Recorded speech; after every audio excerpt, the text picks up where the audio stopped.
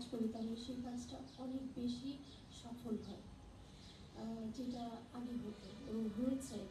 আর ওনারা আপ্রাণ চেষ্টা করেছেন ভালো কিছু হতে পারছে। এখন যেমন খুব দুঃখ হয় যে আসলে সবাই মিলে আমরা কাজ করতে পারি না, যে কারণে হোক না কেন। কিন্তু আগে যারা কাজগুলো করেছে, গানগুলো সৃষ্টি করেছে, তারা খুবই অন্যরকম ছিল। তাদের মনটাও ছিল ঠিক একদম নরম। স্বার্থ সংশ্লিষ্ট বিষয়গুলো তারা কম দেখেছেন বা দেখেননি বলা যেতে পারে। পরবর্তী গানের দিকে যাব। এবার গাইব আবারও শ্রদ্ধেয় শিল্পী সাবিনা ইয়াসমিনের গাওয়া আমি আছি থাকবো। ভীষণ পছন্দের গান শুনে।